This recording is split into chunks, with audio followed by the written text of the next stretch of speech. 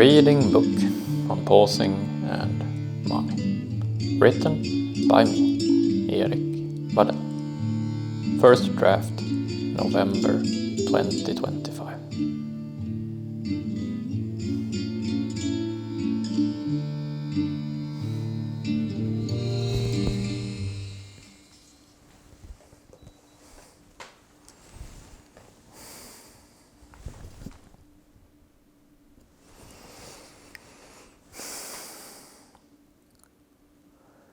Determining what is sacred to us.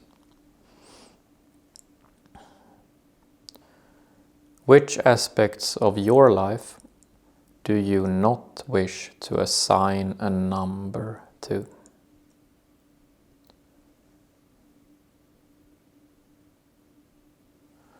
Which aspects of your life do you not wish to exchange with any other person?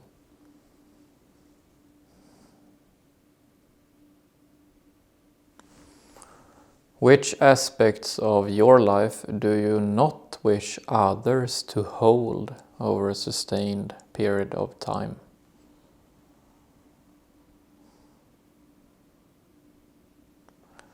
And which aspects of your life do you not wish to negotiate for cooperation or deception?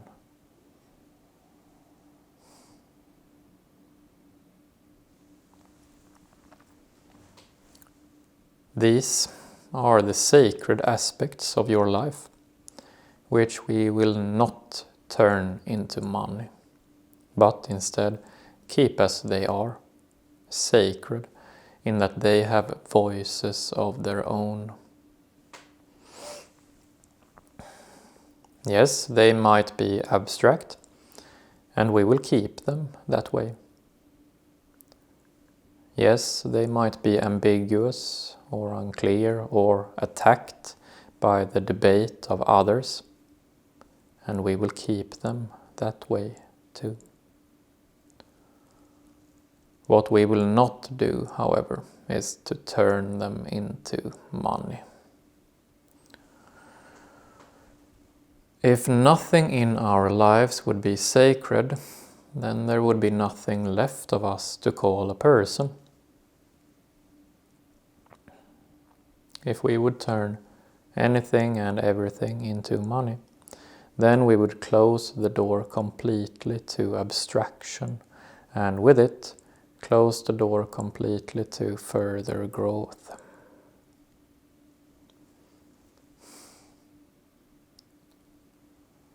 In chapter 8, we found that most things in life that are interesting started out as confusion.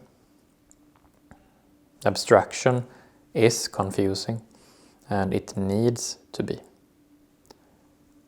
If we would turn the aspects of life that we feel are sacred into money, which in these times often means turning them into data bits, then we would lose the possibility of any interesting things ever entering our lives. Our lives would then become barren and lonely.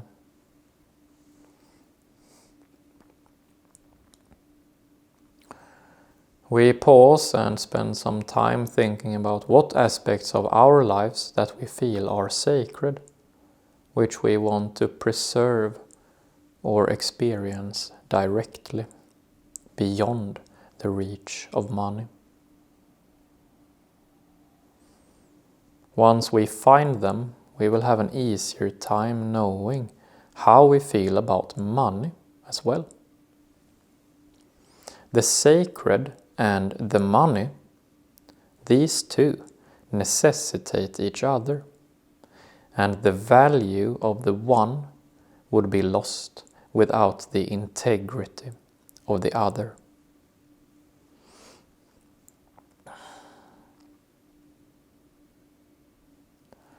Under our next and last subheading, we will return to the practice of pausing and arrive at our concluding rule of thumb. Pause, sacred, money. we will also make use of our analogy with the pigeon again.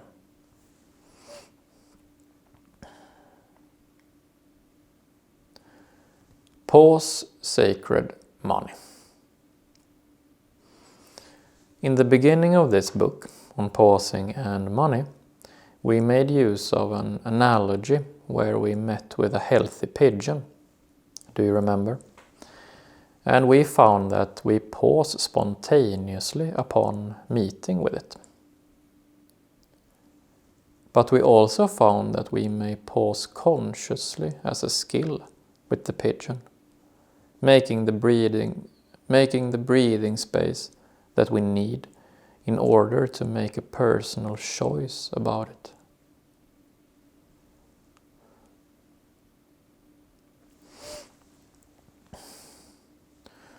This is a simple yet powerful image. It means that whatever we come upon in life, we may pause with it, make the breathing space that we need, and then make a personal choice for it.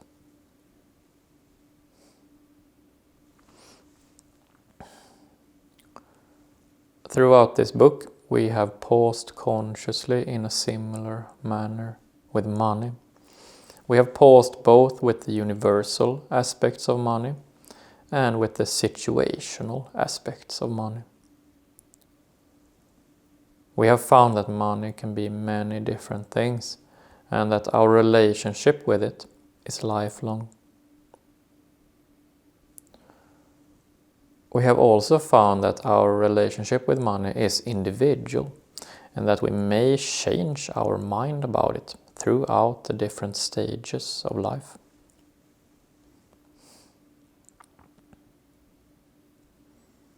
Additionally, we have found that there are powerful societies, institutions, bureaucracies, and technological corporations that are producing large quantities of money based upon us as their objects. For this, we have embarked upon an ambition to work towards symmetry with both other people and with the giants of money.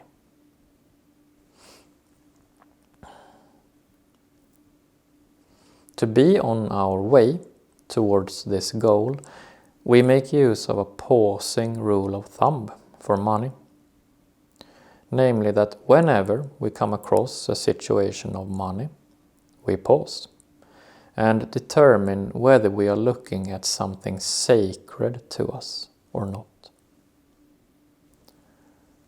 We may call this rule of thumb pause sacred money. If there is something sacred to us within the situation at hand, then we need to be careful not to carelessly turn it into money too quickly, if we instead can find ways not to. Pause sacred money is how we protect what is sacred, or at least try our best to protect it.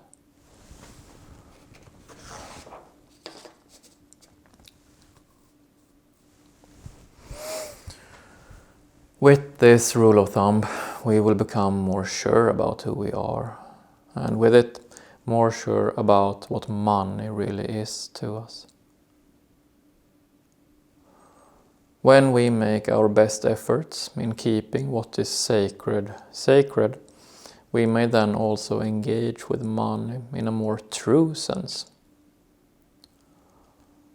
Money is a real thing, but it becomes confused when we lose track of what is sacred.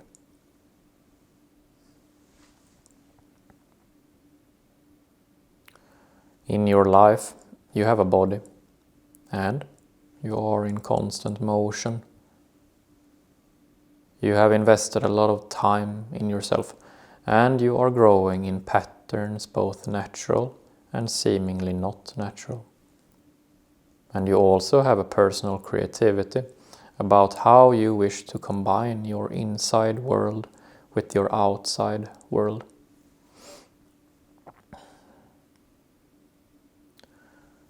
In your life there will be sleep situations and there will be acute situations.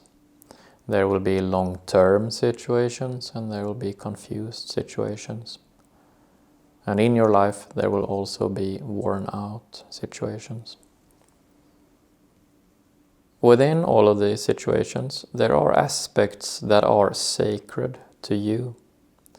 And when you casually pause with them from time to time, you will find that the murk of money clears up.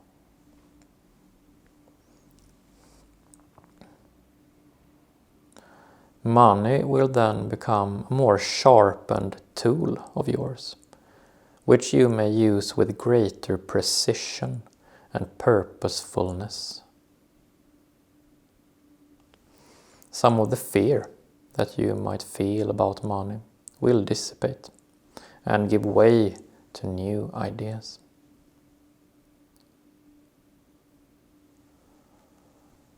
Say that we meet with a new person or institution, and there are some differences in perspective between us.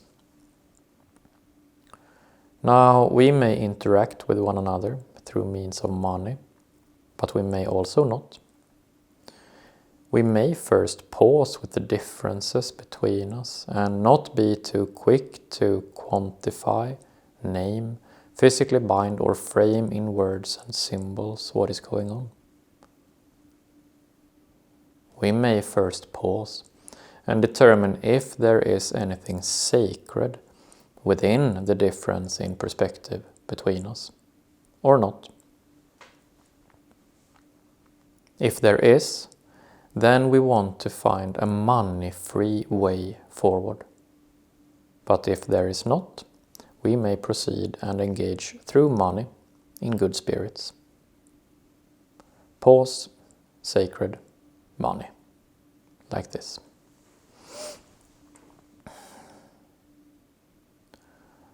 I will leave you with a final useful image for this book on pausing and money. The next time you come across a pigeon, pause and offer it some money.